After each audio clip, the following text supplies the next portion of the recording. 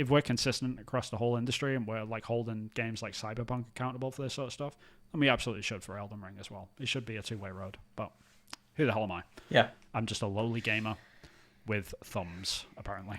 That's about it. But how about you people with thumbs? If you did like this episode, then please like, subscribe, and comment and all that sort of good stuff. Chris just laughing at the fact that I've got thumbs. Yeah, then please like and subscribe.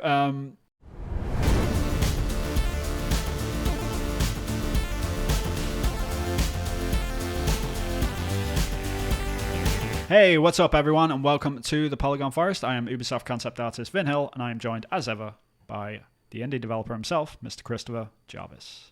Hello.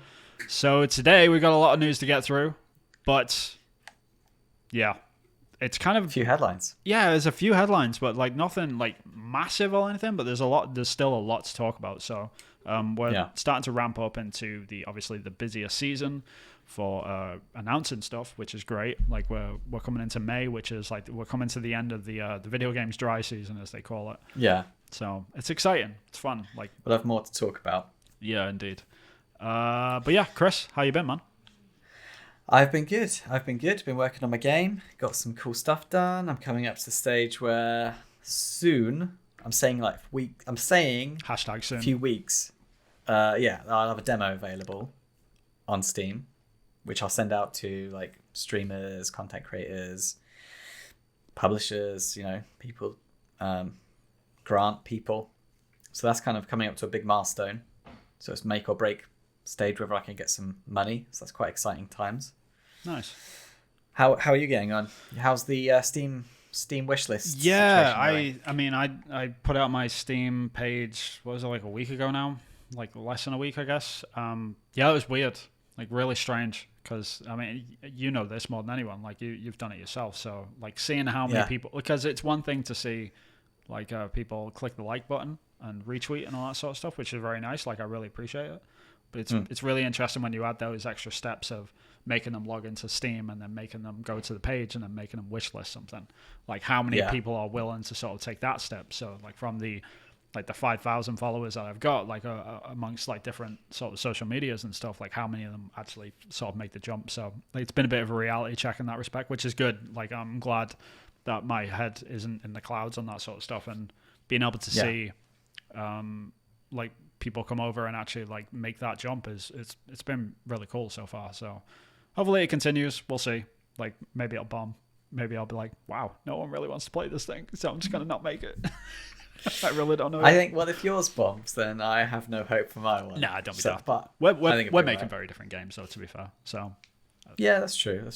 Making different games. Yeah, I think it's interesting that there's been no comment or mention of like, hey, I like both the games, or it's like, hey, both of you are making interesting games. Right. It's like it's very much like one or the other, right? Yeah, they're like both Marmite games. They're like, I like this kind of game. This is kind of like my jam. And I'm the same though. Like with indie games, sounds really bad. I'm an advocate for indie games. I love the fact that people are making indie games. Most indie games just aren't for me though. Like I'm not a huge consumer of indie games. If I had more time and money, totally would be, because I'd like spend time and search out the ones that like resonate with me. So then when you come across one where it's like, oh damn, that's cool. Like I came across this one where you play like a little tin can that's got helicopter head and like springs for feet. I was like, that's freaking awesome. That's like that's my jam. Like you don't realize that's your jam until you see it. It's like, oh man, that's awesome. But like looking at all the different indie games and like only a couple have ever made me get excited. I think it's not surprising that people that is aren't interesting. Like I think I'm getting more into indie games like the older I get, almost. Like that sounds weird, but yeah. I know exactly what you mean though. Like there's only a set few sort of subgenres which I really like super enjoy in indie development. Like Metroidvanias, things like that. I really love like indie Metroidvanias. Like I'm really into those. Some adventure games like Hyper Light Drifter, things like that. Like Blasphemous was a great game, one of my favorite indie games of like the last couple of years. So yeah, I'm definitely particular like that. Like my favorite game of this year so far is Death's Door, and that's an indie game made by two people. at the moment. Amazing, incredible game. So that makes me sad. well, they had 2 people like core development, and then they had core development. They had a bunch of contractors as well. To be fair, okay. I think there was about 5 of them altogether, though. So yeah. Okay, that makes me feel a bit better. Yeah, I mean we're solo devs, right? Like we can only do so much by ourselves. So yeah, that's true. But yeah, the wish list is going well though. You got a fair few now. Yeah, it's gone well. Like it's about as much as I expected. It's going as what you expected, which is great. Yeah, which is good. Like it's steady way. Like it's better than being negative, and it's better than like like if I woke up to like 3,000 wish lists or something, that would have just been like, all right, I don't even know what to do with this now, because now this is going to get a lot bigger really fast. So like the fact that it's steady away, and it's just like people said, yeah, it's going to be about this percentage of your followers, and like only 30% of the people that wishlist it are going to buy it.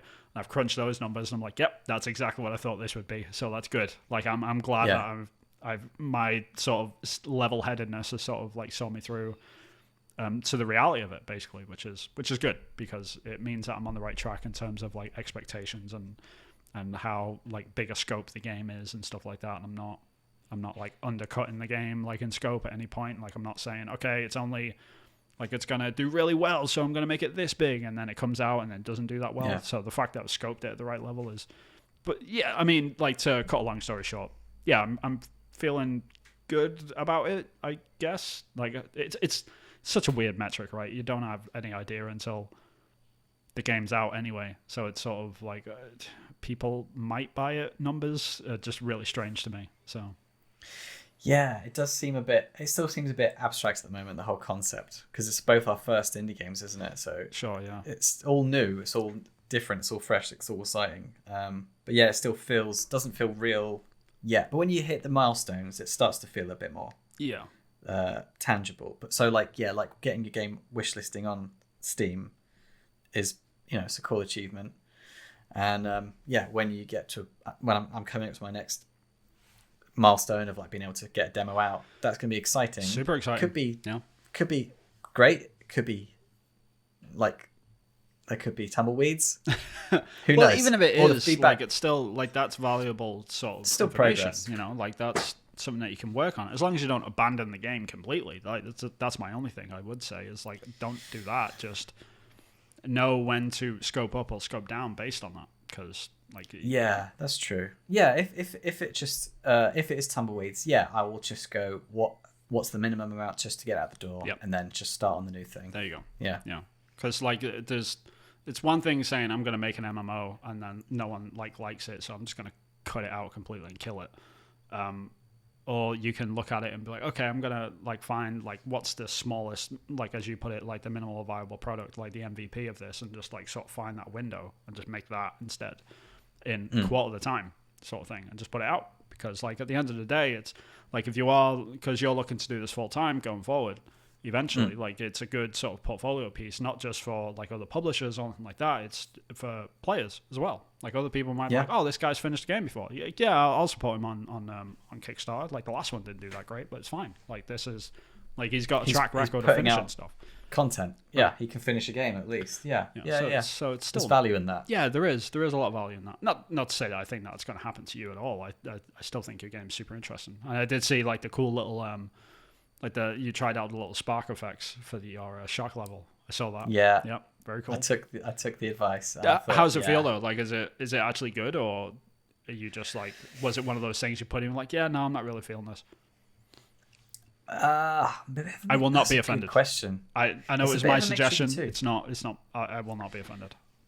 Because it's difficult because it's a physics game and you've got the orbs on the outside that are free roaming and rotatable around the central thing. If you hit it on the wonk, and you will because it's a circle, a lot of the time the orbs just spin around, and to get the movement happening, what I want to have happened would be like in your brain you go, okay, the ball's going to hit the wall, it's going to get electrocuted, electric shock, and then it's going to jump a bit, so it's going to travel a section down. But what's actually happening is that the balls are just spinning around and it's just not moving in a very satisfying way. Maybe it's just because of what my expectation was. But I'm playing it, and I got play tested today, and it's fine. It's just like it's an extra thing, it's an extra feature. It does what it set out to do. It's like it's a cool little thing. Particles go. The sound effect's too quiet. I need to bump up the volume of the sound effect, and that might make it feel a bit better. So when you can hear the sizzle that I've got going on, the little buzz, the little zap, that might make it feel better. You could try the old indie game trope, which actually works a charm. Camera shake. Camera shake. There you go. So camera shake. You called it straight away. Like you knew what I was going to say. Yeah. Camera shake. I was thinking camera shake. Yeah. Do it. Yeah. It makes a difference, man. I swear. Like I was working on a Metroidvania character controller last year, and just like swinging your sword and hitting stuff, I was like, it just feels like weightless. Like there's nothing to it. Second, I added a camera shake to like the impact, like on the frame, like it actually makes contact with something. It freezes, like, and I made it so it pauses for like one frame.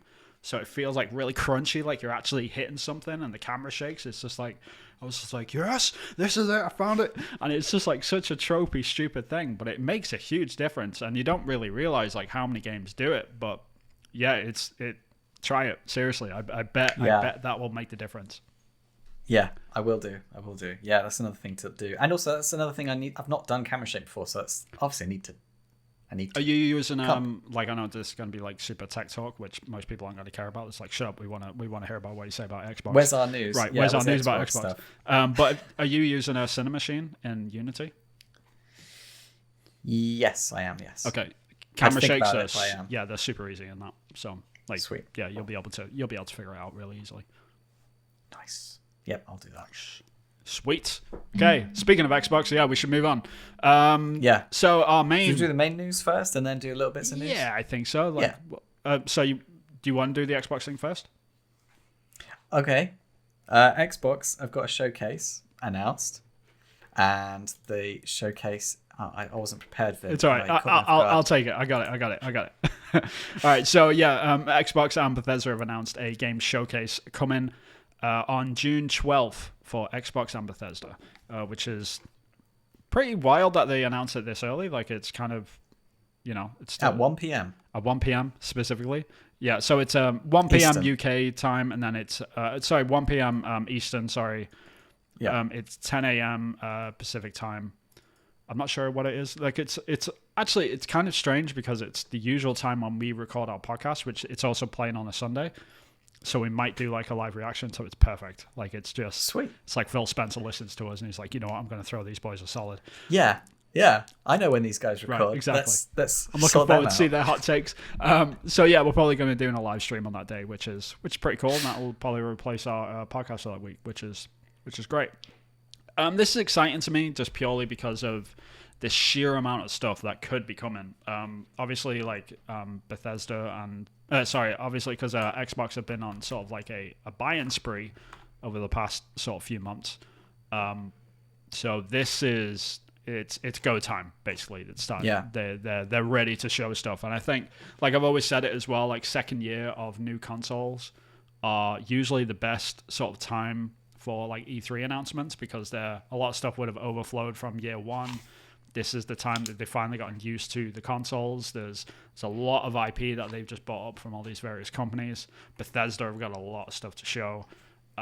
Yes. Very, very exciting times. So I don't know. Like people are talking about this like it might be like one of the biggest sort of Xbox showcases ever. Like they always say that every single year. So I'm not sure like how true that's going to be. But they've definitely got the opportunity with the pedigree that they've got. But yeah, I figured we'd have a quick talk about this and see what you're excited about, Chris, if anything.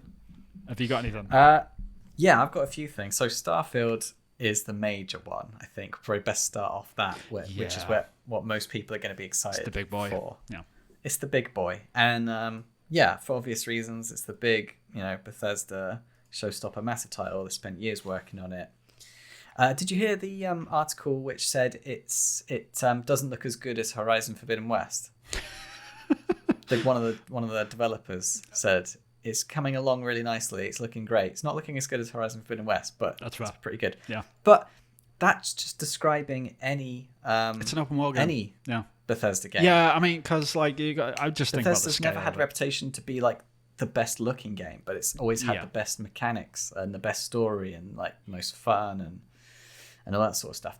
They never sold any games based on what it looked like. There's always better looking games out whenever they've released a game. I'd say. Yeah, no, I 1,000% agree, and I don't think anyone's like sort of expecting that. That's probably why they said it as like a sort of side joke. It was just like, yeah, it's a Bethesda thing you can say. Yeah, exactly. It's not their unique selling point. No, and you could even like he could have taken it further and just been like, yeah, there's gonna be a few bugs in the game when it comes out. You know, and people like yes, right, like yeah, Bethesda jank, we love it.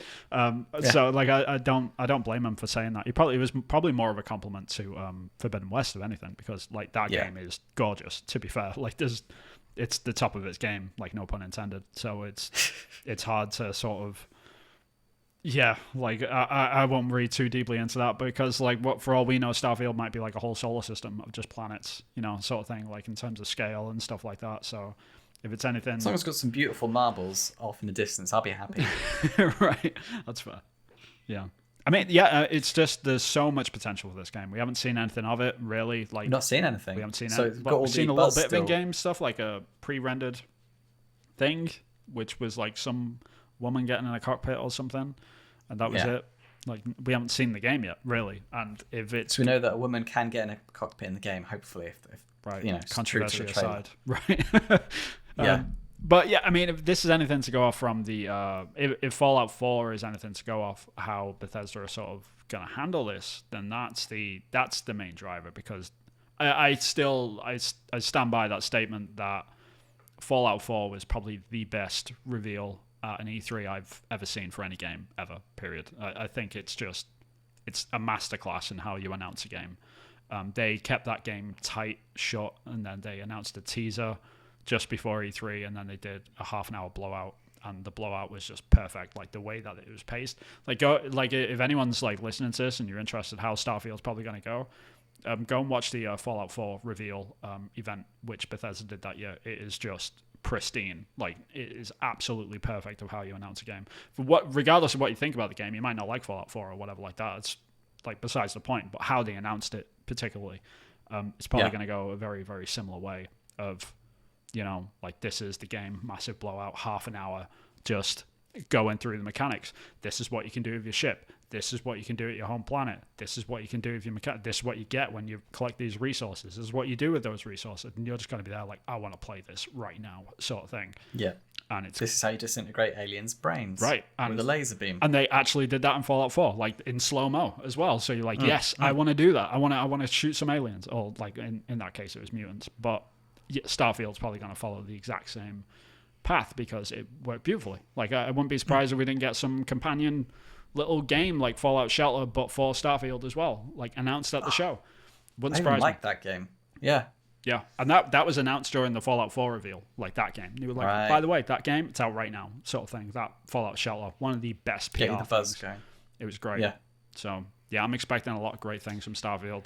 It's probably going to be like the Elder Scrolls meets Fallout meets Mass Effect meets The Witcher. It's a beast. Like, this thing has already got a reputation before anyone's even seen it, and it's been coming for a while, and it's time. Like, it's gonna be big. Yeah, I agree. The only thing is, you know, we're living in a post cyberpunk era, post Last of Us 2 era. Right. I'm trying to keep my hopes under wraps and my expectations as low as possible, because those things can happen. But saying that, would Microsoft risk that? You know, would they risk, like, after the Cyberpunk sort of debacle and knowing that, okay, now... Hopefully the industry's learned its lesson. Yeah, hopefully. I really hope, because Phil Spencer's a smart guy, right? He knows what he's doing. It's sort of like he's probably looking at this, like he's looking at Cyberpunk as a case study and just being like, all right, we can't let that happen with a game like Starfield. Starfield's just too big. They bought Bethesda for this game. Like, that's the blunt end of it, right? The whole publisher was bought for this one IP, this one title, to make them money to shift units, like at the beginning of the generation, because this is going to sort of define the generation going forward. So, like, I don't have as many worries around that. There will be Bethesda jank, don't get me wrong, but how much? That's the charm, though. I like that. Yeah, as long as it's not game breaking. Sure. I don't think it's a problem. It's just, again, it's got the reputation, and it's just part and parcel of it. It's hilarious, like, especially because they're really good at implementing comedy in their games. Yeah, it just world adds building to the comedy. is really good in their games as well. Yeah. Like you come And across, like they you come play across with genre really cleverly. Yeah, you come across like a skeleton in Fallout 4, and it's not just a skeleton; it's got a note next to it with like a suitcase, and it's wearing a pair of glasses. And like, oh, what the hell happened to it? You read the note, and it's like, I was on the way to the airport, and the bombs dropped. And it's just like, yes, like they could have just put a skeleton on the floor, and it would have just been another skeleton. But stuff like that, that's Bethesda are really good at that sort of stuff. So imagine that in a sci-fi setting. Yeah. Nom nom nom. That'd be good. Can't wait for that. Yeah, it's gonna be great. Yeah, it's gonna be huge. That's gonna be the best. So everything else is gonna be not as good in my opinion. Yeah, but probably I'll rattle off some. Fable. I love Fable. I'm a Fable fanboy. I haven't seen it lives in a special place in my heart. I agree. There's some characters which still I can quote from. It's the British humor in Fable, which I'm looking forward to seeing again. Yeah, I want some cool British actors as well that are like gonna bring some British charm to it as well. And the trailer which they showed sort of had that already, like the fairy like flying around and then just gets eaten by the frog. It's just like, yes, like that. We need more of that. So hopefully, yeah. How much they'll show for Fable, because it was probably pretty early when they did show that. Like the game might not have even been started to be worked on, but yeah, if we do see it, then yeah, I hope we get some of that good British stuff. Good British humor, yeah, which is a core pillar of Fable for sure. Just Ricky Gervais doing the narration or something. That'd be hilarious. Yeah, being like a gnome or something. Right. Oh, he'd be like a dog. He'd want to be a dog, talking dog. No, I'm all in on the gnome. Yeah, sorry, go ahead. Yeah, he would be a gnome, but not a witty way. Without a doubt, not in a derogatory way at all. Yeah. Yeah. What else we got? Elder Scrolls, I guess, is a big one that's rumored. Yeah, and I think because that's made by the same studio that does Starfield, so like it's literally Bethesda Division 1. I think they'll probably announce a name for that. I get a feeling, and probably. And you don't think they're going to announce like another Fallout or anything then? No, I think it's too, because like in the order that they've got things, they've got. They probably absolutely are like in pre-production on Fallout 5. Don't get me wrong, but they're focused on Starfield, and then after that it's Elder Scrolls 6, which they've already announced, and then it'll be Fallout 5 after that. So and then it'll be Fallout 5. Yeah. So they're only gonna really well. like juggle two at once, I think, because that'll just be too much like PR to sort of conflict with, because Starfield and the Elder Scrolls are so diametrically opposed in terms of themes. Like they can sort of cycle around and play with those. But Fallout and Elder Scrolls are a little bit closer together. I know that sounds weird, but there's a lot of like fantastical elements like mutant beasts and all that sort of stuff in Fallout. Yeah. Which you could, like, them games feel very similar. Like you can, it's literally Skyrim with guns. Space them out. Yeah. You can space them out for sure. So yeah, that's fine. Fallout Gears 6 is what's rumored. That could be interesting. Yeah, that could be a good one. I haven't played Gears in such a long time. I need to catch up on that series. I've still got 5 I need to play. I skipped 4, but I think that's fine. Because everyone says I've read stuff where it's like 4 and 5, one was done after the other, 5's better than 4, nothing wrong with 4, but play 5. So I'll do that. Wolfenstein 3, rumoured. Because Wolfenstein 2 was like a sleeper hit, like the critics Wolfenstein 1 was awesome. Yeah. People keep talking about it. Great series. Like Bethesda really did a great job with Wolfenstein and Doom. So like that whole... Quake. If Bethesda came out with a Quake game, that would be great. Or even just announce something. Yeah. I'll play that. Like that could be cool, Doom man. style I loved Quake back in the day. Yeah. Oh yeah. Focus on Quake, multiplayer. Ooh, yeah, that could be juicy. That could be good. I'd play that. I'll play that. And Redfall, we've seen some stuff on Redfall. It's like the zombie vampire thing. Yeah, it's a vampire thing, very much like Left 4 Dead, I guess. Left 4 Dead with vampires. Yes. That looks kind of cool. I want to see some more of that. Yeah, I think that because that was it wasn't rumored. It was announced that it was going to be out in 2022, so it's this year. That's probably going to get pushed, I'm guessing, because we just haven't seen anything of it. Pushed to next year. We've not seen anything. I would fully expect to see like a beta announced at the showcase. So I think you're right. I think we will see stuff on that though. Yeah. And if Phil's listening, then yeah, maybe my demo could. Yeah, Phil, God, my demo. Get my demo up on there. Yeah, mine too. While you're at it, Jesus. Yeah. Yeah, that's what I'm thinking for the Xbox stuff. Have you got anything else to add or any Hell thoughts? yeah, I do. I've got some juicy ones as well. Okay. Yeah, Hellblade 2 is at the top of my list. Like, I really want to. I want this game. Hellblade 1, absolutely loved it.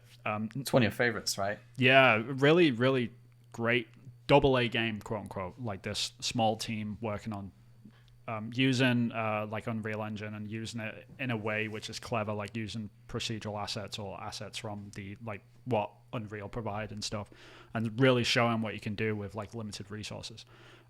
Oh yeah, great game because they've got that new engine. Yeah. Unreal 5 is a beast pretty much, and like I've had to play around in it myself, and like people that are well versed in it can.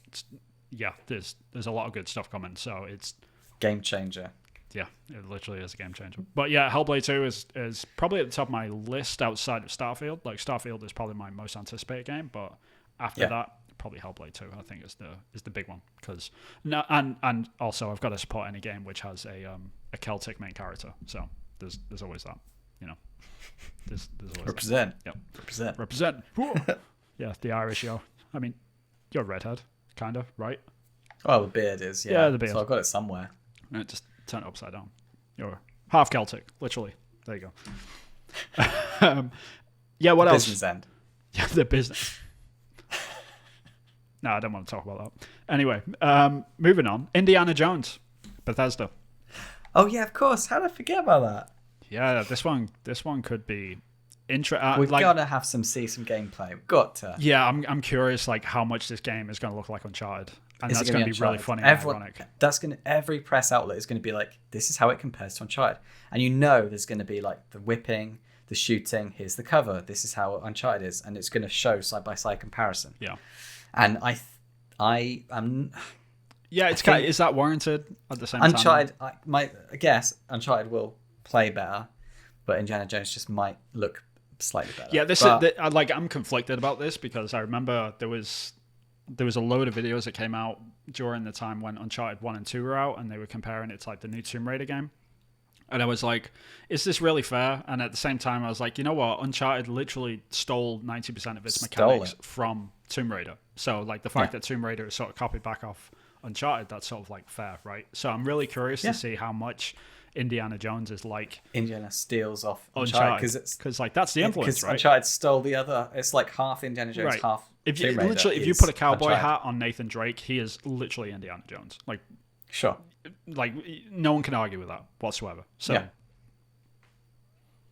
yeah, and even if you think about the notes for the character, you'd be like, we can't afford Harrison Ford, but try to just do your best Harrison Ford. But Nolan North being Nolan North is, you know, it's freaking awesome. Does a great job. Yeah. But he's channeling his, you know. Yeah, and no disrespect to Uncharted. Like I love this series, like an absolutely amazing series of games. But you can't like at the end of the day, when it comes to Naughty Dog and games that they make fantastic games, but they're always like based off something else. Like that's the reality. That's sort of the fact. Like the most recent games anyway. So like look at The Last of Us. If anyone's ever seen the movie or read the book The Road, it's basically The Last of Us. Like from start to finish, it's about a father and his son. It's just they switched out Ellie for and that's it's The Road. It's really interesting actually, like how close that is. So, and Uncharted is Indiana Jones mixed with like a couple of like old school like pirate movies and stuff, but they even have pirates in the most recent Uncharted game. But yeah, it's fascinating. But they do exceptionally well, so it'll be really interesting to see what Indiana Jones does. Yeah, when Indiana Jones with Sean Connery, his character has several similarities with the brother. There you go. Yeah, like in terms of story and subverting narrative and stuff like that. Yeah, I mean, it's really well done. Like I'm not like criticizing them at all. It's just they know their reference material in a good way. So it's like more power to them. So I hope that Indiana Jones does steal some stuff back. That'd be nice. Yeah, and innovates. I want to, like the whip thing. I want to see some cool stuff going on with the whip. All right, you're just talking about whips way too much. So I'm going to move on. Modern Warfare 2 is also going to get probably Modern Warfare 2 4. Too many Modern Warfare. So yeah, I explained this to you in the pre-show, so I'm going to explain it to our audience. Explain it again because people will appreciate this. Yeah, so there's Modern Warfare. There's Call of Duty 4 Modern Warfare, and then Call of Duty Modern Warfare 2, and then Call of Duty Modern Warfare 3, which came out on the Xbox 360, PlayStation 3 days. And that's going back like in late 2000, so 2008. Like that sort of stuff. And then recently in like 2019, a new Call of Duty Modern Warfare without the 4 came out. And that is the most like the newest Modern Warfare. Really great campaign. People should go and check it out. Like, people slept on that game. Like, the campaign in particular, not really the multiplayer. I don't really play COD for multiplayer anymore, but the campaign is banging. Like, it's really, really well done. It's a sequel to that 2019 game. So it's a continuation of that. So it's nothing to do with the original trilogy, which came out like on the Xbox 360 and the PS3. This is a sequel to the 2019 Modern Warfare. I'm excited about this. Yeah. But yeah, I've heard it's a good campaign. Yeah. And it'll sell well, I guess. But I don't care about sales. I'm just like, I'm looking forward to the campaign. Like it's good games, in Modern Warfare, like there's one level, there's a London townhouse level where you stack up basically, and you have to sweep out an entire sort of London townhouse, and just like going room to room and like communicating with your squad and stuff. You just feel like the biggest badass in the world. So more of that, please. Like it's great, like really good. Probably getting Call of Duty coming to Game Pass at some point or another, Chris. That might even get announced at some point during the press conference as well. Obviously, like all the Game Pass stuff for this, it's gonna be so much. Yeah. Like, how many games are they just gonna drop off? Like at how the much showcase? value are they just gonna shove in our faces? Yeah, they're just gonna be like, oh, by the way, like even though we haven't closed this acquisition with Activision and stuff, like we've got like a half a deal already set up with them anyway, like outside of the actual deal. Yeah, all their games are coming to Game Pass. Like, they could totally just walk out on stage and do that. I want them to give an actual value. Like, if you bought all these games, like, full price in the shops, it will cost you this much money. Yeah. If you got it on Game Pass, it's like a tenner. Yeah. For a month. Download them all. Yeah, just because, like, Call of Duty pretty much rarely comes down in price that much. And when it does, it's a very, like, menial amount. It's not that much. So if they came out on stage and just said, okay, yeah, all of like the Call of Duty franchise, like all of it is coming to Game Pass like next week, all out now sort of thing, and it just drops, that would be a huge deal, I think. So huge. There's a lot of stuff that they could do with the Game Pass, sort of the weight that they're throwing around with that thing. That might take over the whole showcasing of itself sort of thing. So it'll be really fascinating to see what they do. I'm excited. We're going to be covering it live. There's a lot of games that we haven't mentioned, which are probably going to get shown as well, like games that they haven't even announced yet. Like there's a ton of stuff. Because all the stuff that we know about, which is like freaking awesome. There's rumored stuff, and then there's just like new IP stuff, which which no one knows about. Freaking awesome. Yeah, could be anything. And it's only the 12th of June, so like it's the 1st of May today. On recording. So yeah, it's really not that far away. Indeed. So it's what, like 6 weeks away. It's not that far away. Cool. Yeah, it's gonna be very, very cool. But yeah, if you are into this podcast, then let us know as well, like in the comments down below, what you're excited about. Seriously, like we're really curious to see what everyone's sort of into. I know I'm into Starfield and Hellblade. Chris is into Fable and whatever else he like fills his time with that isn't Horizon Zero Dawn, because that's all apparently he plays. He even gets tattoos on his arms about it. Psycho. But yeah, please let us know. We're really curious to see what everyone else is into as well. Yes. Yeah. So moving on, and Chris. Subscribe. But yeah, on the back of what you were saying about Xbox mic dropping all this value with Game Pass, PlayStation Plus has had some troubles, I believe. It has. It's been having a few ups and downs, as it were. And yeah, I figured we would talk about it. So PlayStation have been obviously rolling out their PlayStation Plus plan, which has sort of taken over PlayStation Now and all that sort of good stuff, which is... what was it? I still keep forgetting these things. So there's PlayStation Plus, PlayStation Essential, and PlayStation Premium, right? PlayStation Plus Premium. God, the naming conventions are awful. They're really, really bad. But yeah, over like the sort of couple of weeks, gamers sort of figured out like, okay, if I buy like a bunch of vouchers to PlayStation Now and PlayStation Plus, then it might work out cheaper on the other end, because they might convert those to like PlayStation Premium, which is like the highest tier. So a load of people have been going out and buying all of these vouchers for cheap to sort of cash them in. I think PlayStation at first were kind of like, yeah, that's fine, whatever, do what you will. Like, at least we're getting rid of the cards, right? And that was all good and well. And then suddenly they blocked that from happening like last week, which was that people weren't very happy about that. So I didn't hear about that. I would have put that on the freaking front page. Yeah, it was pretty bad. I mean, it's not, because this is the thing. Like, it's How bad. many people is it affecting, though? Exactly. How many people are done Yeah, it? exactly. So it's affecting people like us, like the people that are in the know about this, or the people that are like going out buying the vouchers and stuff because they're in that loop. But the vast majority of people, like the good 99.9% of gamers out there, will not have a damn clue about this. It's like, yeah, whatever, who cares? Like, people aren't going out to buy vouchers and stuff like that. But there's literally people sat there right now with their 25 like PlayStation Now cards like ready to go, sort of thing, and just ready to stack up forever, because all this stuff will probably increase in price as well at some point, so they're just like cashing in now and getting ready for it. So they blocked the use of the cards for now, which sort of sucks, and then they're going to reactivate, they're going to allow them to be activated again like once the service comes online, and then they're going to convert them to arbitrary numbers of like how much you actually get. I mean, you can look at the cross sort of chart if you want, which is like floating around on Twitter. So like if you've got 1 month of PlayStation Plus or something, then you can convert that to like 17 days of PlayStation Premium. Like, they're really weird numbers if you read them. Like, so 12 months of, if you've got a 12-month PlayStation Now subscription already lined up, and you've already got it on, then that will convert to 183 days of PlayStation Plus Premium. But if you've also got then 12 months of PlayStation Plus, like just the normal subscription service to play online and stuff, then that'll also apply to 183 days. So you can get a full year with them combined. So it's just a really weird, confusing thing, which everyone's just looking at this like cross-reference chart, and they're just like, this is like, why didn't they think ahead on this? They should have made it simpler. They should have. Yeah, and it's just money grabbing. It's sort of nuts, but yeah, because like at the end of the day, I understand like why PlayStation did this. I get it from a money standpoint, but they should have nipped this in the bud like a lot earlier.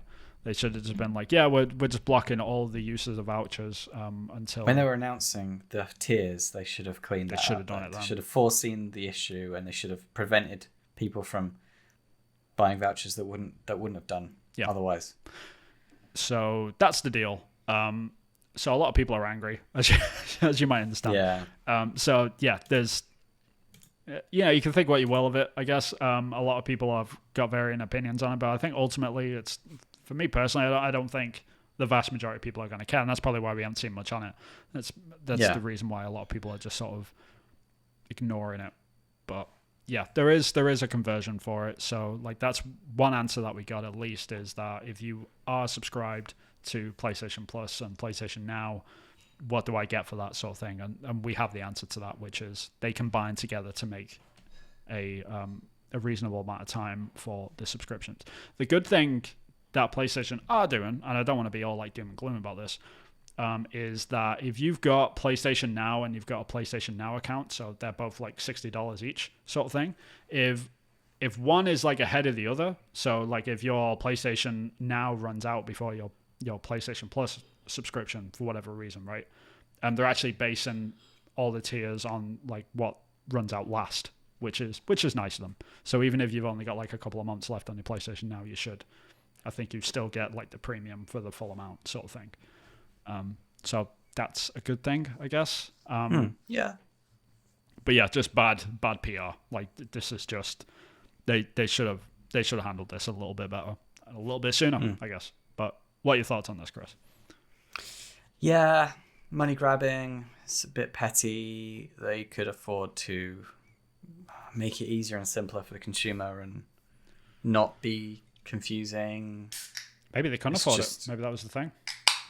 I mean, because we look at PlayStation as this sort of huge company, right? But like, compared to someone like Microsoft, I don't know if they could actually take this hit sort of thing. Maybe they'll just maybe because they're looking at the numbers, right? And they're just like, we're losing a lot of money here. Like, there's going to be, like, we're talking millions upon millions of people are just cashing in these cards right now, and we're losing cash. Yeah, they're cashing. Yeah, I guess so. And then also at the same time, you've got Xbox doing record numbers of sales because you can actually buy an Xbox now. Yeah. So they're looking at that as well. Yeah. So yeah, I understand that. But I don't care. No, yeah, that's fair. Yeah. I know Sony usually can pay a lot more money than what they usually pay. Let's just say that. That's fair. I mean, they're nowhere near as bad as Nintendo, but you are right. Yeah. And don't Google my name and think that that's anything related. Yeah, don't Google Chris's name. But yeah, that's the deal about PlayStation Plus Premium. There's a lot of other little weird details and stuff. So like I encourage, like, if you are affected by this, if you have got a subscription to both PlayStation Now and PlayStation Plus, make sure you go and look it up, because there's a lot of weird stuff around this. Like there's a lot of bullet points on the blog. If you actually go onto the website and stuff, it's just like a cluster of information, which is just like, okay, you need to sort of figure out your particular sort of scenario and sort of go down the list. Because I myself, like, I am a subscriber to PlayStation Now on PlayStation Plus, and I just found out today, like, I'm going to be getting premium for like an extra 6 months or something, which I had no idea. So yeah, that's good. So it worked out for me, but it might not work out for you. So make sure you go and check it out and throw your hate at Sony, I guess, online, because that's what people do anyway. But it looks like they are doing something cool with the Sony's game preservation team. Indeed. I think it sounds cool. Have you read about it? Do you know what it's about? A little bit. It was sort of announced by accident, if anything. So it was very strange. Have you read the tweet? Yeah. So like, someone got a job. Basically, that's the best way. And as you do, like when Garrett Fredley, Fredley, is that Garrett Fredley? Fredley. That is a great name, by the way. It's a cool name. Well it's played. Obviously American. Yeah, that's great.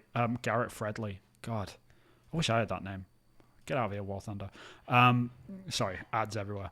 So yeah, so he was very excited. Like, he got appointed. I think he previously worked at EA, working on games preservation stuff, and he actually got hired by PlayStation to set up a new department, or he's working in a new department for what they call Sony's games preservation. And that's about it. That's all the information that we got. The only thing that he really said is that he won't be working much on emulation work. It's very much just about the preserving like what they've already got. So it means that they're going to be looking back at stuff like the PlayStation 3 and finding all the code and trying to get all the engine stuff so they can house it inside of hard drives for the next 100 years. That's the sort of goal that they said, apparently. So yeah, so it's not like for releasing anything. It's more for like preservation. They'll do both. Like it's sort of a byproduct. Like the emulation will be a byproduct of that. So this is because that's the first stage, isn't it? It's getting the old code and seeing how to use it in modern processes. But you wouldn't do that if you know that all the processes have a half-life anyway. So, you know, in the 5 to 10 years, we could be doing stuff completely different anyway if AI comes along. So, yeah, you'd hope this is just the first step, and then they'll sell that on to studios which can take the code. The first half of the process already completed. Yeah. Second half is like, oh, we got all the usable stuff. Here's all the stuff we need to make that's from scratch. So we want to make we want to rework the, for example, the sound audio to make it more usable and editable more easily, and blah blah blah. We'll do it from the ground up. Put in the stuff they need to do from the ground up, but half the legwork's already done for you. That's I think the quickest way to explain it. A lot of this is to do with like the PlayStation 3, if anything, like the outbursts that they've sort of come on. And it sort of feels like put my tin hat on for a moment. Like, what I assume this is for really is that they need to reverse engineer the PlayStation 3 a little bit so they can get that run natively, because they realize that like this whole boon that Xbox is sort of going through right now of like retro gaming and how they handle it, they probably want a piece of that pie, and they've realized like we've got this library of just like a massive juggernaut of games. Like the fact that I can't play Metal Gear Solid 4 on any PlayStation console right now other than the PlayStation 3 is sort of bananas, and the PlayStation 5's out. Like, and I think they're starting to realize that, because like it's not so much of a bad thing for PlayStation 1 and 2 because they are considered quote unquote retro at this point. But the PlayStation 3 was sort of the tipping point. Same for the Xbox 360 for Xbox side as well. It's the tipping point that it was all games are HD. They sort of modernized what games design is, quote unquote. Like, you can still play games from the PlayStation 3 and they feel relatively modern compared to PlayStation 2 and 1 games, which is an obvious statement. But like the difference between a PlayStation 3, 4, and 5 game is mainly only graphical at that point. It's very much like the mechanics are mostly like we moved into a new phase of the games industry at that point. So we've got this weird generation of the PlayStation 3, which is sort of like left in the wayside right now. And there's a lot of good games that are just sort of left there. And we are like remastering and remaking them and doing a lot of stuff with them. That's why we're seeing games like Demon Souls and and things like that. But there are games that are just sort of abandoned on the PlayStation 3, which we don't have access to. Like I can't play Eco right now, even though it's got a remaster on the PlayStation 3. Nuts, bananas. Like it's just kind of crazy to me that, and Eco is a great example because like it literally influenced Miyazaki, who now makes Elden Ring, and it also influenced Neil Druckmann. It's one of his favorite games as well, Last of Us. Like it constantly gets talked about, but no one can play the damn thing, and it's nuts. Yeah. It's bananas. And so like hopefully this preservation thing is the first step to sort of setting up them sort of systems, because the PlayStation 3's architecture in particular is so bizarre. Like the single cell processor is just like when you're catering games to it, like to make games, like you can make some amazing stuff, but like for porting reasons, like it's an absolute nightmare. And now that after the PlayStation 4, like when the PlayStation 4 came out, they really switched to like a PC development pipeline. So we're basically like the PlayStation 5 and the Xbox Series X are basically just PCs at this point, with custom chips. But they're like the pipeline is much more simple it's much simpler to actually like convert these to wherever and preserve them a little bit easier. But with PlayStation 3 and PlayStation 2 and 1, it's a lot more difficult. So yeah, this to me it's good news, but is it too little, too late? That's the real question, I guess. Yeah, it depends how this. I guess that depends where they would go in the tiers. Depends how good Xbox do with their retro gaming thing. Depends if retro gaming dies off a bit, gets better. Depends how good Sony are at putting it in the freaking marketplace. Because to me, I think it's the worst. Yeah. Games marketplace. Like, the stuff you can't find anything. Yeah. At the moment, you just can't find anything. You have no idea what anything new is. You have to be a gamer and a fan to understand what you want to play. Like it shuts the door out for people that want to come in. Like for me, getting into Uncharted series was terrible. Yeah, I had a terrible time. Right. Figuring out what to buy, what's a reload, what's a HD version, what's a bundle, what's part of the collection, what's the remaster version, what's the original. Yeah. And I spent more money than I needed to, which so I can only say bad things about it because I'm a clever guy and I messed it up. It's debatable. Or maybe I was having a bad day. Who knows? But yeah, I guess it depends on all those things. But I guess there's still a lot of people there that will buy the stuff when it comes out. Yeah, I mean, there's just so many games that like deserve to be played again, and it's just I hope Eco. Eco is just a great example. But yeah, there's a lot of other stuff out there. Just think of any Naughty Dog fans that have probably heard Neil Druckmann talk about Eco and then haven't played it, right? Because it's not been easy to play. Yeah. It sucks, but we'll see what happens. Indeed. What's next on the list, Chris? The next two things I've got are stuff you can't talk about. Sweet, I'll just nod. Okay, so I'm going to talk about some stuff. Vin can't talk about it. So Vin works for Ubisoft. Do I? And so, yeah. Oh yeah, you're right. The leaky ship, as I like to call it. And it's fair. There's like three things that are like promised to you in life, right? First is death. The second is taxes, and third is Ubisoft leaks. That's the ongoing joke. And we've been given one. I'll talk about the Ubisoft leak then first. Speaking of which, so the Skull and Bones gameplay came out. It was leaked, so it wasn't supposed to be an official release. And then they released like an official gameplay. Like, is it a 5-10 minute video? Don't know. I haven't seen like it. A 30, I can't comment on speculate. Oh, okay. On any You've not seen it, Vin. Right. 13, nearly a 14-minute video, and it looks cool. Looks really nice. To me, it just looks like the piratey stuff, the pirate ship stuff from Assassin's Creed Black Flag. But we've been asking for that for years. Yeah, is that a bad thing? Looks like if the leak is to be true, is that a bad thing? I guess. I mean, to you personally, like, don't hold back either, because like my favorite Assassin's Creed is Black Flag. Like I love that game. Like it's just I love astounding. Assassin's Creed Black Flag, but I liked the fact that the pirate ship stuff came in as a palate cleanser, like a sorbet almost. With the gameplay, like the gameplay loop, it like kept it fresh. Okay. And this looks like it's 100% on boats. So for me, I don't know how long that will get. What if it wasn't just on boats though? Well, then what if you did like other piratey Sea of stuff? Thieves. If you do other pirate stuff, I've not watched the rest of the thing. I mean, neither have I. I can't comment on speculate. It looks like it's all on boats. I think there's going to be a lot of people that are interested, and I think there'll be a lot of interest. I think it's going to get a lot of hate because it looks like we should have had this after Black Flag come out, like a couple of years after Black Flag. You can board boats, but it doesn't look like you can actually control specific players. It looks as though it's like you flick between stations and you can control like a flotilla of ships.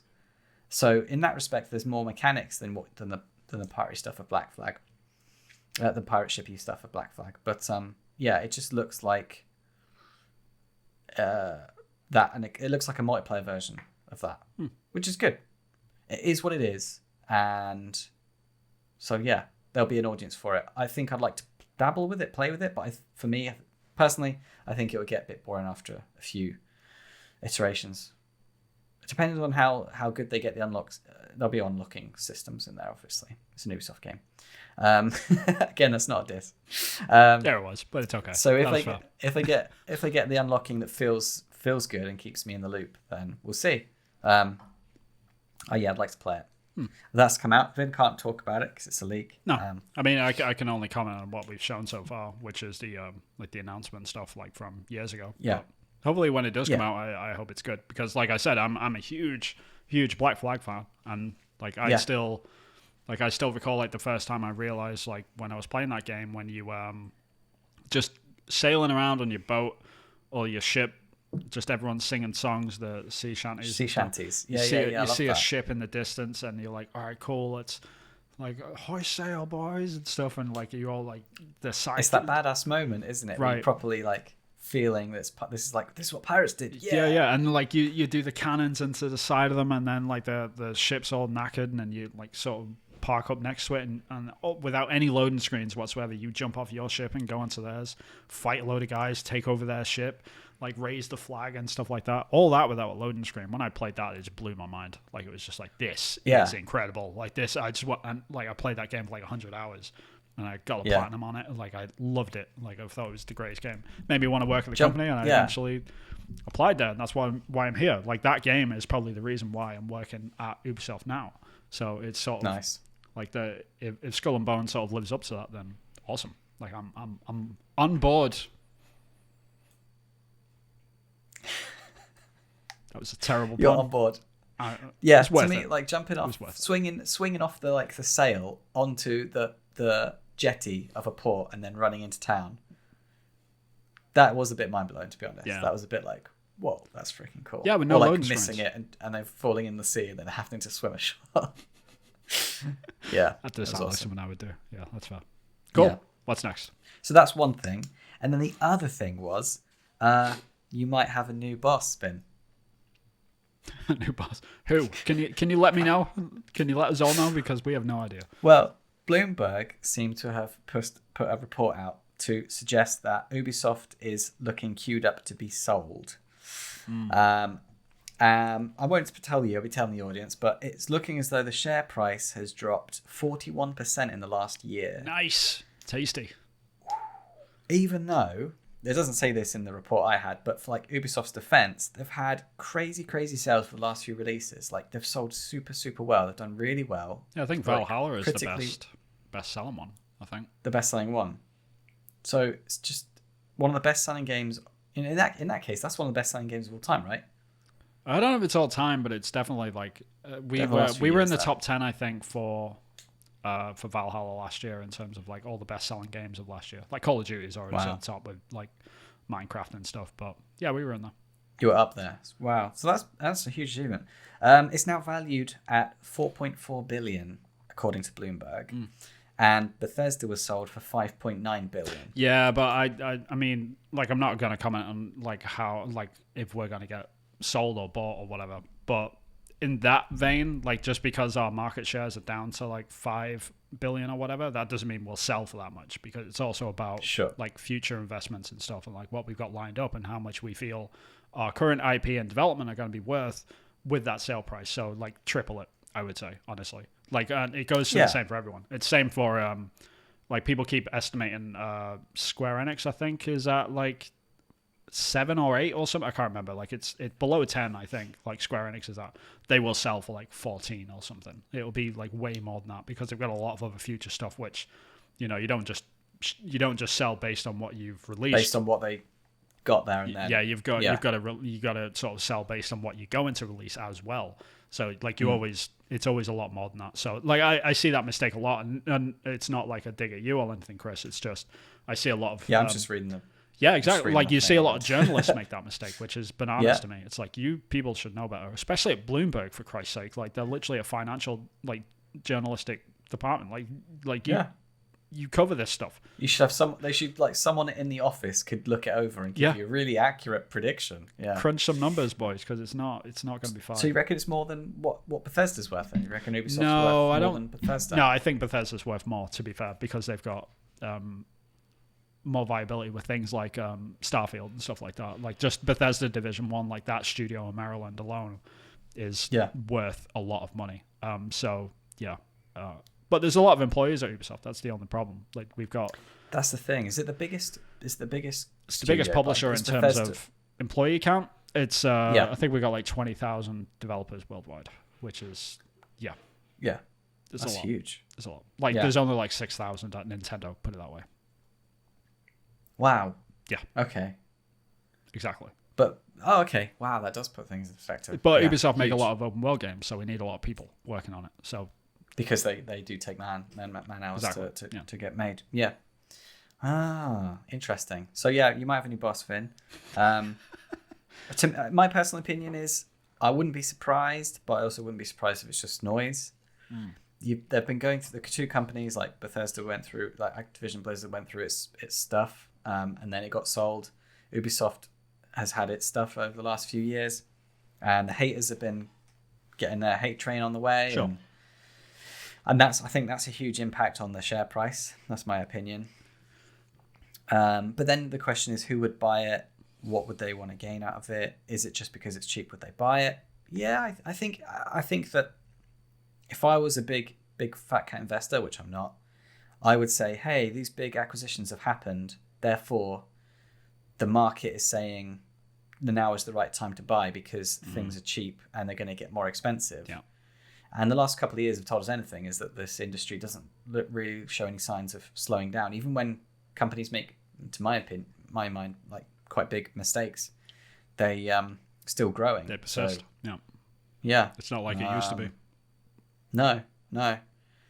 So I would say that you might have a new boss. I don't know. Yeah, I mean, I've seen a lot of speculation. The only thing I would say is that people are like, Xbox are going to buy Ubisoft or something. It's like, no, Xbox are not buying anyone else until this Activision thing is done, and that's going to be a year and a half. Sure. It's not going to be Xbox if anyone does. That's for sure. And they would want to, if they would only want to, they might buy, and if they did, which they won't, to me, they'd want to pick and choose things and sell other stuff off. They'd want to pick the carcass because they've already got a huge. No, I don't know. I mean, for Microsoft, they wouldn't want Ubisoft. Yeah, they would be looking at what they'd already got, and they don't want to double up. Yeah, I guess I think I disagree with that. They'd want to sell.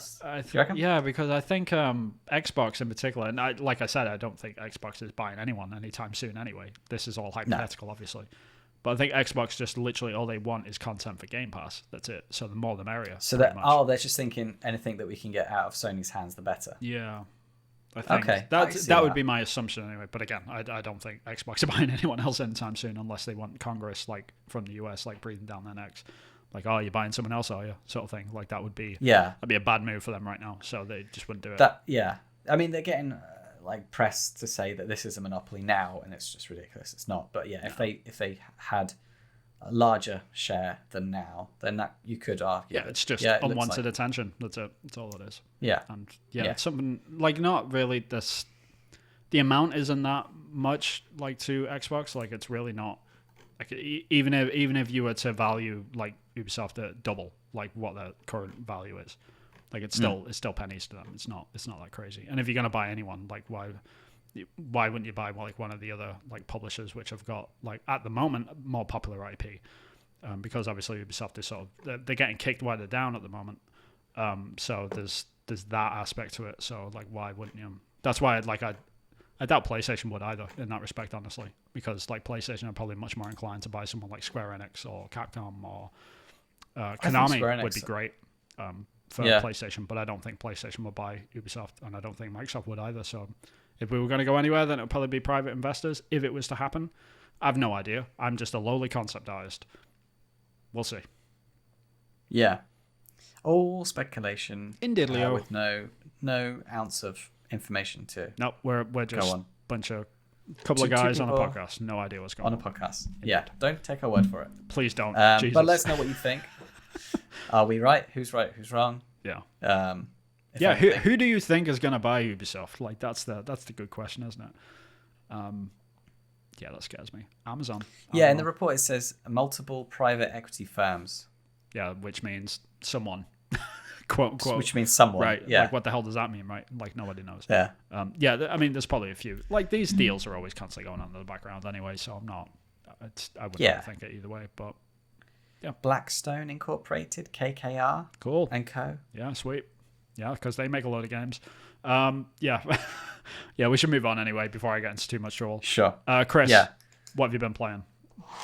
I've been playing a bit more Horizon Zero Dawn. Still playing this damn thing? Still playing the game. I'm eking it out. Have you finished it? I've been playing games. I'm honest. No. I've just got to the jungly area, and oh my god, I didn't think I could narrows it down. San Francisco. Okay, that makes more sense now. And I went up the waterfall that was like the turn back, this famous drive in San Francisco. Oh, okay. Yeah. So have you seen like the Golden street, Gate Bridge and all that sort of stuff now? I've seen it. Yeah. Swam under it. Yeah. Very cool. Yeah, I'm loving it. And I thought that my jaw was dropped enough. I didn't think my jaw could drop, and then all the footage changed and all the vistas appeared, and it's like, oh my god, it's so good. Yeah, I'm really looking forward to like getting back into that game because now that I've finished the game, which I'll talk about in a minute. I'm really excited to jump back in actually and give it its fair shake, as it were. The only thing is, since I watched the Zero Punctuation review of it, I can't help thinking that I'm just running around grabbing berries off bushes and just munching a load of berries just to get my health back up. I mean, you kind of are. I spend a lot of time jumping around to find a bush of berries. I'm like, okay. And the whole, is it antiquated to like, oh, I've got 12 berries.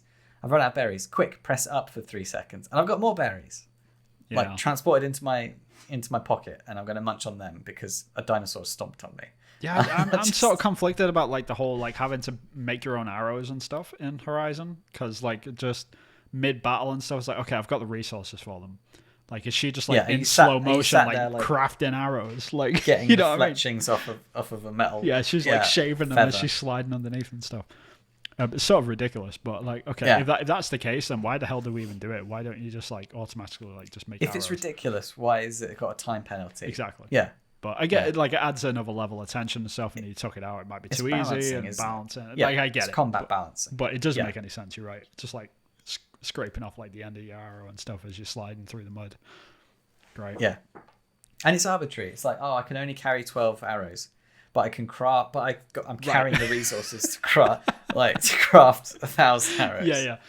Yeah, silly. You just got this caravan out of camera shot, you know, just like but oh no, 13 arrows. That's too heavy. Right. Yeah, too heavy. Yeah, but you use one and then you can dive around everywhere and glide and stuff. Yeah, it makes no sense. But you can't like harvest. You can't harvest arrows either. Yeah, you're right. I think we're thinking about this too much, Chris. Maybe we're thinking about it too much, but you shouldn't do that. But that's what's good about Horizon, is that it doesn't do that. Right. So you're enjoying it then. I'm enjoying it. So what you're doing, just like crawling over the map and just doing every single quest you can find and collecting everything. You're going for the platinum and all that sort of good stuff. Do you know what I do? Because we're recording, we're going to pause here. I'm going to change my battery on my headset, and I'll answer the question. Okay. Now you get to see Chris's reload. This might be in the special features after. Well, in that case, let's just talk some smack about Chris. Like, you can't hear a word I'm saying. I haven't done it yet, Vin. Okay, we'll continue. And now I'll just pretend like I'm saying stuff, but he doesn't know. And he actually thinks that I'm saying stuff, but nothing important is actually happening. You good? Can you hear me? There we go. And he's back. Okay. Were you talking smack? Yes, I was. Okay. Be prepared. So do I enjoy it? Am I playing it? Am I platinum it? yeah, you're going for the platinum? Yeah, because I'm enjoying it. I didn't even platinum the last game, I don't think. Really? No, I don't think I did. But back then, I was very much had some cash. Right, And you could play other things. God of War that I was playing, so I was like, yeah. And now I'm totally strapped for cash that I have to eke it out. Like I've given up my subscription. To, Game Pass. Game Pass. And I've realised that the games I downloaded I can't play, which sucks. I thought once I've downloaded them from Game Pass, That's not how it works, Chris. That's the point of a subscription. It doesn't work like that. No. So I got all these games that I want to play that are looking at me and they're like, just subscribe again, Chris. Just subscribe again. No, what you should do. I might well do. I know a lot of people that do this actually. They'll subscribe for like 1 month at a time, like when they can sort of do it. And I sort of regret like not cancelling my subscription last month because I've just been playing Elden Ring on the PS5 for like 2 months. Totally should have cancelled my subscription and given it to you actually. Then you would have had something to play. But yeah, it's something that you could do. Like when June comes around or something, when they do this Bethesda showcase. When it drops, I'm going to be resubscribing. It's like, all right, 1 month subscription done, and just like play a load of stuff and then cancel it again and go back to Horizon or something. Yeah, totally do that. Yeah, or like whatever the AAA is that's not going to be on Game Pass, whatever. If it's a PlayStation game that comes out, I'll buy that and then get my money's worth for that. Cancel the subscription. I wonder what is the next PlayStation big release other than God of War. Is it going to be God of War? It's got to be God of War, right? It's a while away though. It's a shame that there's nothing else that's. Yeah, that was a quick turnaround. Like we literally went like from 2 years ago, people were like Xbox has no games to like now it's literally flipped. It's kind of strange, but yeah. I mean, if Ratchet and Clank is, wait, I can't play that. I've got a PS5. True. Is that PS4? It's PS5 only. It's because of the Rift mechanic. Like it's one of the only exclusives on the PS5, other than Demon Souls as well. And Returnal. Correct. Yeah. Damn. Okay. Yeah, we need more console exclusives, man. Like it's really getting on my nerves. Like no offense to you, obviously, but like I might do back catalog stuff. There'll probably be a load of back catalog stuff that I haven't played. Yeah, it's fine. There's plenty of stuff. I'll never run out of stuff to play. No, I will run out of money. Absolutely. Yep, I concur. Like I've been in that boat Death's a few Door. times. I've got to finish Death's Door, so it's fine. Death's Door is such a good game. Such a good game. Yeah. I know it isn't for everyone, but Jesus, I love that game. It's so good. But yeah. Yeah. So that's what I've been playing. I've been liking it. You've been playing Elden Ring? I absolutely have, and I finished it. It is done and dusted, thankfully. 140 Did you hours. Platinumed it? I have not. I've only got like 5 trophies to get, so I might polish it off. I'm not sure yet. Depends how I feel. Was it hard? It was ridiculously hard. Yes. Towards the end of the game, So I get like my overall feelings about the game. Like if you've listened to previous episodes, it's really not changed. Like it's pretty consistent all the way through in terms of like great game. Definitely not a 97. It's probably it's a good solid 9 out of 10 for me. Like it's a great game, but it's not like up there with the greatest games of all time. Very, very buggy. Yeah. The frame rate drops are awful. Like it's constantly drops down to the 20s, like from 60 to 20, just that's fluctuates really like crazy. 20, yeah. Yeah, it's really inconsistent on the PlayStation 5 as well. The camera, this camera is like all kinds of special. Like probably one of the worst cameras in a video game like I've felt. Mario 64 levels are bad. Honestly, it feels like a game from like 10 years ago. No over exaggeration. Like probably like Xbox 360 era like style camera. So and it kills you a lot as well. Like the camera like kick up against the wall and then go inside the enemy that is currently like jumping on your face, and it's like great. I wish I could see myself getting killed right now, and you could just see your health bar go down. It's like awesome, sweet, thanks, and it's just you just want to throw your controller at the wall. And then the fans come around and go, that's how it's designed. Right, yeah. You just have to like live with it. Yeah, that's get good, bro, it. and stuff. And you're just like, no, it's just a bad camera sort of thing. It's just bad camera. There's no way you can, Yeah, I mean, like in terms of the game itself, like the story is, it's incoherent as all the other Souls games. That's what I was going to ask about, and that's one of the that's one of the huge turn-offs to me is like incoherent story. It's just not good enough for me.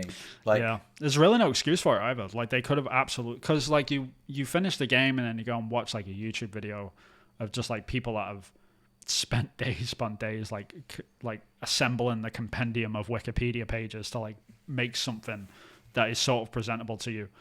And like it's like, okay, the story is there, why didn't they tell that in the game? And I understand like people are gonna sort of argue against that and say, well, that's the point, because people are like assembling like little scraps each, and then they all come together as a community and they build up this story to sort of explain what Elden Ring is as a story. But to the layman just playing the game, like if you don't interact with like the compendium of Wikipedia pages that are floating around everywhere, you have no clue what's happening. Gonna know. No clue. Yeah. And I am a huge nut for Celtic mythology, and this game is like riddled in it, like really heavily. I was even confused. Like I could see all the references which they were going after. Like you could see like the obviously there was references like the Tuatha De Danann and the Battle of Magdhirth and stuff like this, and it's just like I can see all this sort of stuff that's in the game. And I'm just like, all right, yeah, dope. I'm totally absorbing all of this. But it's still incoherent, even to people like me that knows about all of the reference material that they're going after. And then you watch the video afterwards of like the person that sort of figured all this out, and it's like there was literally no reason why they couldn't put this in the game. And it's just that old Soulsian mindset of, no, we're just going to confuse the hell out of you and just give you hard enemies to fight, and then you'll slowly pick up little bits of this, but never all of it. Not in a million years.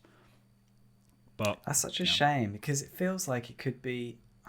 It feels like they've got the groundwork for this to be the best game of all time. Oh yeah, without a doubt. Like the visuals of it and like the epic scale of it and the battles and all that sort of stuff. Like all this sort of stuff kicks in. You're like, yes, this is great.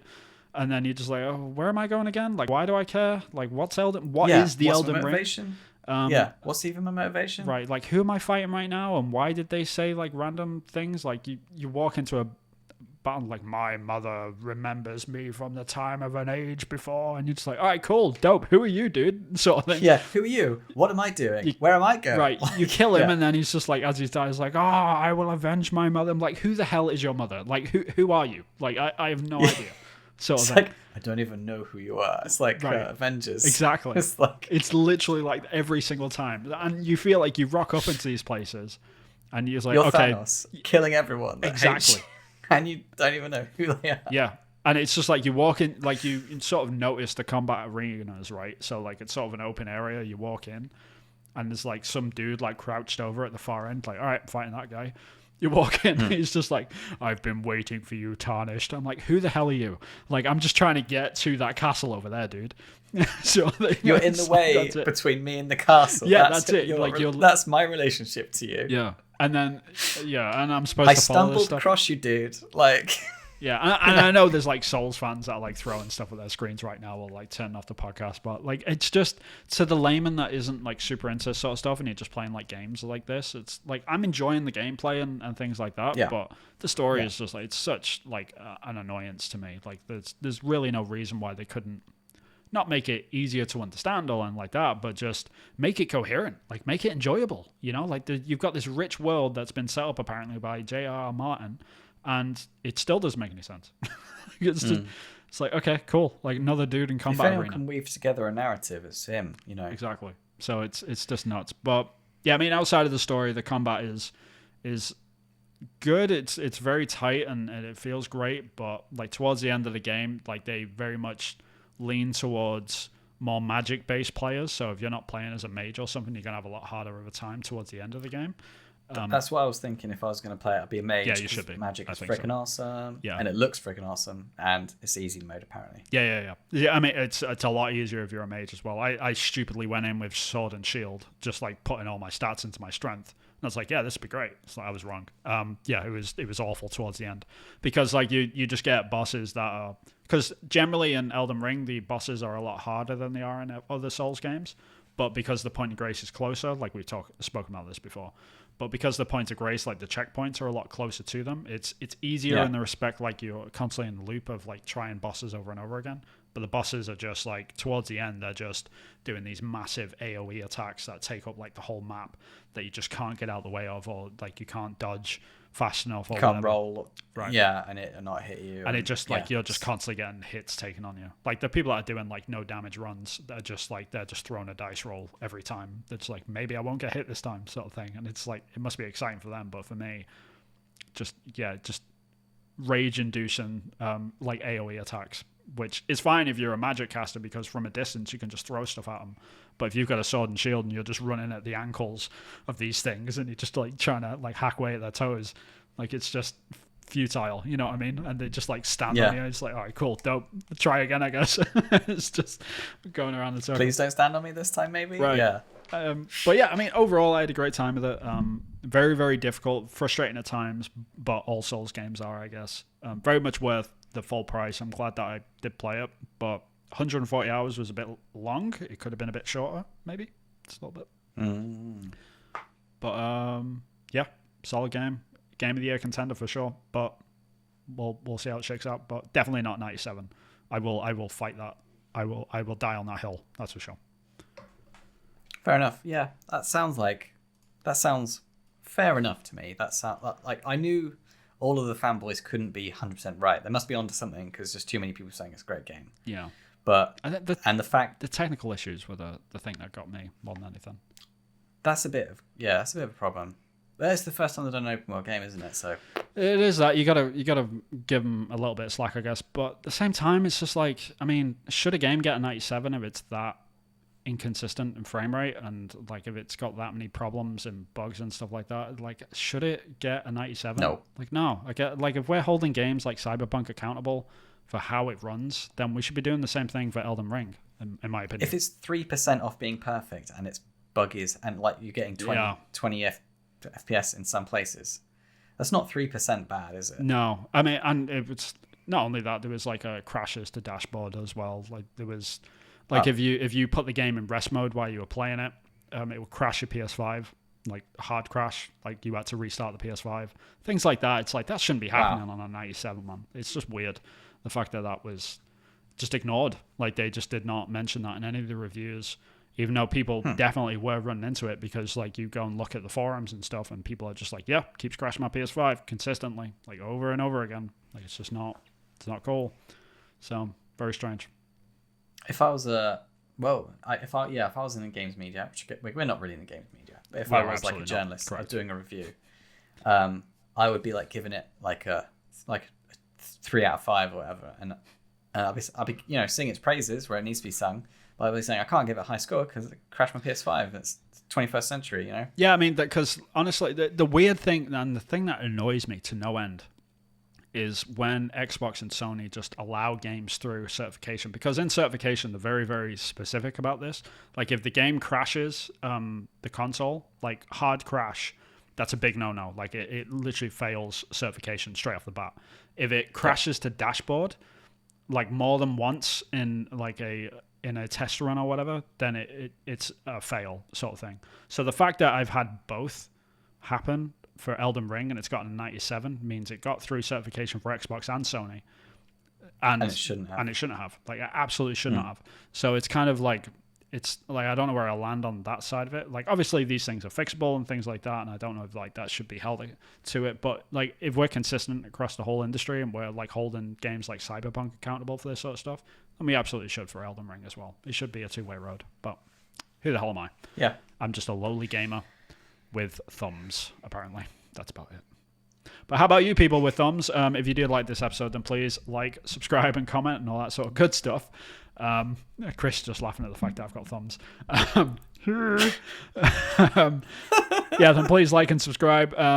Please hit the bell icon so you can be notified when we do put up a new episode, which is usually every Monday or Tuesday. We're thinking about changing it because the algorithm likes it on Tuesdays for some reason. We don't know. Let us know what you think about that. Let us know if you prefer Tuesday. Yeah, because some people do. Like, people are like too half asleep and hungover on Mondays, right? They're just like, I don't want to listen to any podcasts. Like, leave it until Tuesday.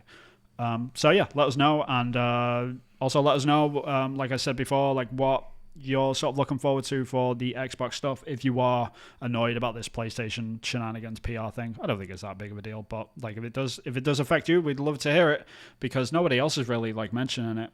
So it's yeah. I'll be curious to sort of see about that. If it does affect anyone, yeah. Where can we find your stuff? I want to wishlist your game, Vin. I want to follow you on ArtStation. I want to follow you on Twitter. Where can I find you? Jesus, yeah, my list is getting longer as well now. So if you want to like follow me for my indie game stuff in general, it's just at Hillfort Games on Twitter, which is I usually post about my indie game there more than anywhere else. But I do have a Steam wishlist page for the game that I'm working on, which is if you search for Long Gone on Steam, then you can find it on there. Feels weird to even say that. How cool was it when you type that in? Very weird. Find it? Yeah, it's strange, right? Like Yeah. the search sense thing like kicks in before you've hit return. It's there, and you're like, that's strange. There it is. It's real. Yeah. So yeah, if you're interested in that game, then you can go and check it out. I've got a trailer, there's screenshots and GIFs and all that sort of stuff, so you can say hi to it there, and you can wishlist it if you wish. That would help. Helps the algorithm, helps me know if I'm onto something. I might not be. We'll see. But yeah, other than that, I'm also a concept artist full time, as I mentioned before. You can find me on ArtStation, Vin Hill Art. So all my stuff for Ubisoft is on there for Rainbow Six Extraction, some stuff for Assassin's Creed and Watch Dogs, if you're into that stuff. There. But mostly, I'll be on Twitter complaining about stuff, because that's what I do. Yeah. Chris, yeah, where can people find and you? all the links will be available in the description on YouTube if that's where you're watching. Potentially. For me, I went round and I uploaded loads yesterday. Good stuff. Yeah. So on Acrylic Pixel on Twitter and on YouTube, you can wishlist my indie game Focus Find on Steam, and if you want to support the making of the game, you can sign up to my Patreon as well, where there is exclusive content for patrons. Indeed. Yeah. Rachel's been bothering me about that. My wife is also a patron of Chris, and she's been like, Vin, go look at Chris's stuff and like it. I'm like, oh well, I see a lot of it on Twitter, so like I prefer to retweet it there because I've got more followers. But yeah, I'm interesting. Yeah. That's a good excuse not to visit my Patreon page. I've got more followers. Yeah, no, and this gets more exposure if I like a tweet. Okay, it isn't like that. Watching is exclusive. No, content. The thing is, like when I support people on Patreon, which I've got like four, 5 different things that I sort of put money towards on Patreon. I'm one of those patrons that literally I just give people money and then I never go to the site. I'm one of those weirdos.